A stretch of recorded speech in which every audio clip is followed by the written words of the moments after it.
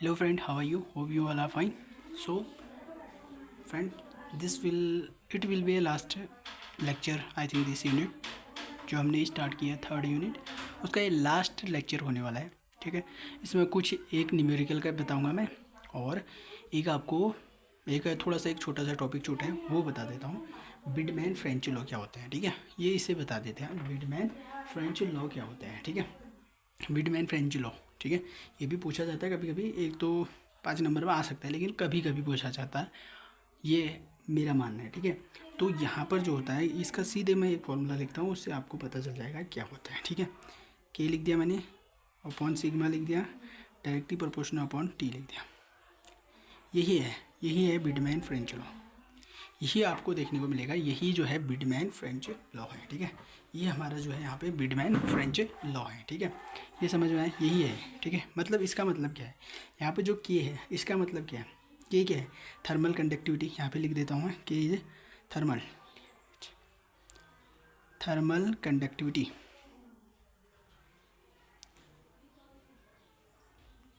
Thermal conductivity V I T I Y होगा ना, V T, हाँ, थर्मल कंडक्टिविटी के, और सिग्मा हो गया इलेक्ट्रिक कंडक्टिविटी। ठीक है, E L E C T R S E, electric, ठीक है, conductivity, thermal conductivity K, electric conductivity sigma. ठीक है, तो इसको हम डिफाइन करेंगे, तो बिडमैन फ्रेंच लॉ को कैसे डिफाइन करेंगे, it is the ratio of thermal conductivity to the electric conductivity is directly proportional to temperature are called the Wiedemann Franz law.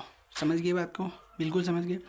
बिडमैन Franz law क्या कहता है, it is the Wiedemann Franz law, it is defined as the ratio of thermal conductivity to the electric conductivity, ठीक है, is directly proportional to temperature is called the Wiedemann Franz law. इसी को हम क्या कहते हैं, बिडमैन फ्रेंच लॉ कहते हैं।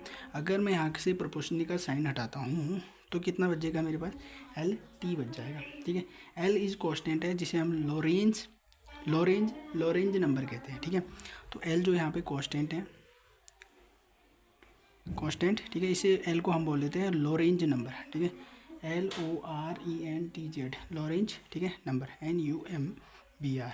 ठीक है, ये छोटा सा एक कॉन्सेप्ट था, ये क्लियर हो गया होगा, बिडमैन फ्रेंच लॉ। ठीक है, ये लास्ट लेक्चर है ना, हाँ लास्ट लेक्चर है 3 यूनिट के, 7 लेक्चर अपलोड हो चुके हैं। ठीक है, ये 7 लेक्चर आज अपलोड हो जाएगा। ठीक है, तो अब इसमें एक न्यूमेरिकल बचता है, एक न्यूमेरिकल करा देते हैं, एक न्यूमेरिकल आपको दे दूंगा मैं, आंसर भी बता दूंगा किस तरह से हो।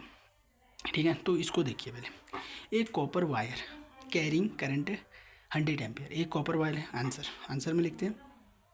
ठीक है, एक कॉपर वायर कंटेनिंग कितना कर रहा है, 100 एम्पियर का क्या कर रहा है, करंट प्रोड्यूस कर रहा है। ठीक है, क्या कर रहा है, एक कॉपर वायर कैरिंग 100 एम्पियर, तो आई जो हो गया हमारा 100 एम्पियर हो गया। 100 ampere, only area of A cross section is 1 centimetre, area of cross section जो है 1 सेंटीमीटर, मतलब ए जो हमारा है, ठीक है, एरिया ऑफ क्रॉस सेक्शन कह रहा है ना, तो एरिया क्या है 1 सेंटीमीटर है, 1 सेंटीमीटर स्क्वायर।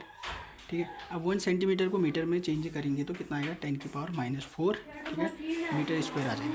ठीक है, समझ गए बात को, 10 की पावर देखो ना, एम्पियर है, देखो एक copper wire carrying current 100 ampere, तो आई हो गया 100। If the area of A cross section is 1 centimetre, ठीक है, स्क्वायर है, तो एरिया क्या 1 सेंटीमीटर स्क्वायर, इसको हमें कन्वर्ट करना है किस में, मीटर में, तो 10⁻⁻⁴ मीटर स्क्वायर हो जाएगा। समझ गए बात को, क्लियरिटी हो रही है बात में। ठीक है, अच्छा, तो अब हमें निकालना क्या है, ठीक है, ये कह रहा है the electric field strength of the copper. ठीक है, कॉपर की हमें इलेक्ट्रिक फील्ड निकालनी, एक चीज़ हमें ये निकालना है।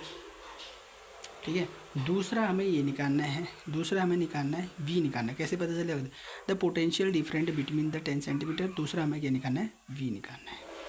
इतना समझ में आया सवाल में, ये क्लियरिटी हुई नहीं हुई, चलो होगी। अब हम निकालेंगे पहले ई को निकालेंगे। ठीक है, ई कैसे निकालेंगे, देखो अगर हमें ई चाहिए तो हम सबसे पहले ई निकालते हैं।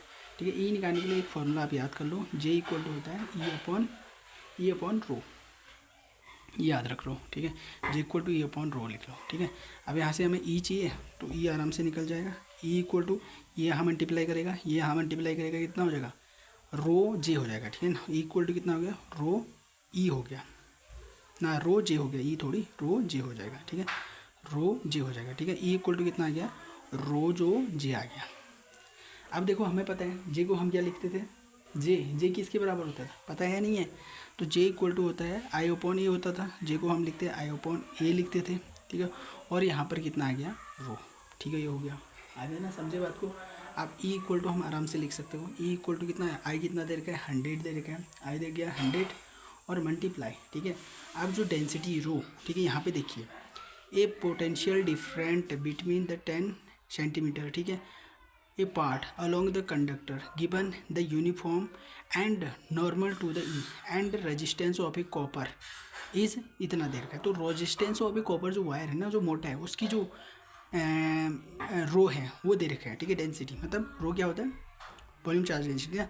तो उसका जो वॉल्यूम अंदर से वो दे रखा है वो कितना दे रखा है हमें, वो दे रखा है हमें कितना दे रखा है, ये है, ठीक है, 1.7 मल्टीप्लाई 10⁻⁻8 दे रखा है। अब चाहिए हमें एरिया, एरिया कितनी दे रखी, ए हमारा 1 है और एरिया ये निकाल रखी हमने, तो 10⁻⁻4 कर दो, ठीक है। ये 10⁻⁻4 से 10⁻4 टाइम कट हो जाएगा, हो गया कट। तो कितना बचेगा बताओ, तो ये 4 हो गया, 4 हो गया ना। ये देखो हम ना, ये 100 आया, ठीक है, मल्टीप्लाई 1.6, ठीक है, 1.7 मल्टीप्लाई, दिख रहा है ना, हाँ दिख रहा है, 1.7 मल्टीप्लाई और 10⁻⁻4 बच गया, 10⁻⁻4 बच गया है। 4 से नीचे कैंसिल हो गया। अब इसको मैं ऐसे भी तो लिख सकता हूँ 10⁻2 इसको लिख दूँ, 100 को 10⁻2 कर दूँ और 1.7 कर दूँ मल्टीप्लाई 10⁻⁻4 हो गया। तो -4 इसके पास है, +2 इसके पास है, तो कैंसिल हुआ तो कितना बचा, ठीक है, इक्वल टू 1.7, ठीक है, मल्टीप्लाई 1.7 मल्टीप्लाई 1.7 मल्टीप्लाई 10 की पावर कितना बचेगा, -2 बच जाएगा, ठीक है, -2 बच जाएगा। वोल्ट मीटर में इसका आंसर आ जाएगा। आप इसे कैलकुलेट कर लेना, यहाँ पे आंसर आ जाएगा, वो हो जाएगा आंसर। क्लियर होगी बात है, ठीक है। तो ये न्यूमेरिकल जो हो गया, ये हमने इलेक्ट्रिक फील्ड निकाल दिया, इलेक्ट्रिक फील्ड निकाल। अब चलेंगे हम वी में, पोटेंशियल निकालना है, ठीक है। अब पोटेंशियल कैसे निकालेंगे, आपको पता है हमें निकालना है वी। अब आपको पता होना चाहिए, ठीक है, V potential, electric field and जो हमने डेंसिटी, तो इन तीनों में एक रिलेशन होता है, ठीक है। देखो मैं यहाँ पे करता हूँ उसको, ठीक है, यहाँ पे करता हूँ वी ई एंड डी, ठीक है, potential, electric field and density में एक रिलेशन होता है जो हमने पढ़ा था किसमें, 12th क्लास में पढ़ रखा है, ठीक है। वो होता है, क्या होता है, ई इक्वल टू कितना होता था, बी अपॉन डी होता है, ये होता था, समझे बात को, इतना होता था वो रिलेशन। अब कैसे निकालेंगे, डी होता था, ए होता था, E equal to B upon A होता था, सॉरी डी नहीं होता है, वो ए होता है, आई क्लियर हो गया था, ठीक है। चलो अब लिखते हैं फिर। अब हमने ई निकाल रखे हैं, ठीक है, तो हमने ई निकाला, वी चाहिए ना हमें, वी चाहिए, ठीक है, ये हो गया। तो हमें वी चाहिए, तो वी चाहिए, यहाँ पे देखिए दिख नहीं रहा है, ठीक है, हाँ दिख रहा है, ठीक है। तो वी चाहिए, तो वी को यहीं रखो, ए इसके साथ मल्टीप्लाई करेगा तो ई ए हो जाएगा, ये तो होगा, ई ए तो होगा, ई ए, आई थिंक वो डेंसिटी लिखी है यार, एरिया नहीं हो गया, वो डेंसिटी करिए इसे, आप डेंसिटी कर दीजिए, क्योंकि रिलेशन जो है वो इसी से निकलेगा, ठीक है। तो v equal to E D हो जाएगा, ठीक है। तो v इक्वल टू हो गया ई ए आ गया, और d हो गया इंटू डी। अब देखिए v इक्वल टू ई हमने निकाल रखा है, अभी कितना आया, ये जो आ रखा है हमारा, उसको यहाँ पे लिखिए, ये आ रखा है 1.7 मल्टीप्लाई 10⁻⁻2 आ रखे हैं, यही आ रखा है ना, यही आ रखा है।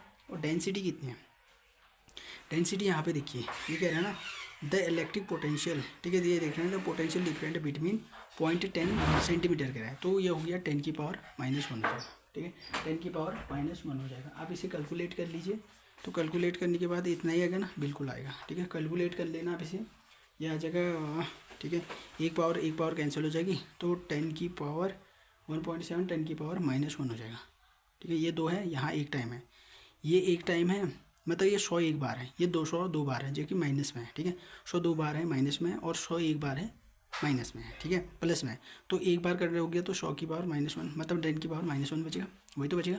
तो इसको आप कैलकुलेट कर सकते हो, आप इसको कैलकुलेट करना, वैसे मैं कैलकुलेट करके बता दूँ, मैंने कैलकुलेट किया था कहीं पे, हाँ रुको, मैं दिखाता हूँ, कैलकुलेट किया था, वो आ रखा था 10 पॉइंट, ठीक है, 0.17 वोल्ट के बराबर आ रखा है, वोल्ट, बी वोल्टी वोल्ट, ठीक है। अब इसके कैलकुलेट कर लेना, मिस्टेक होगी तो ठीक कर लेना, ठीक है। तो इसको कैलकुलेट कर सकते हो आप, ठीक है, कैलकुलेशन तो है, क्वेश्चन समझ में आ गया होगा। चलो मैं एक क्वेश्चन और दिखाता हूँ आपको, ठीक है, इस यूनिट से, ये यूनिट नंबर 7 है, ये खत्म हो चुकी है। एक क्वेश्चन और दिखाता हूँ इससे, 2 मिनट।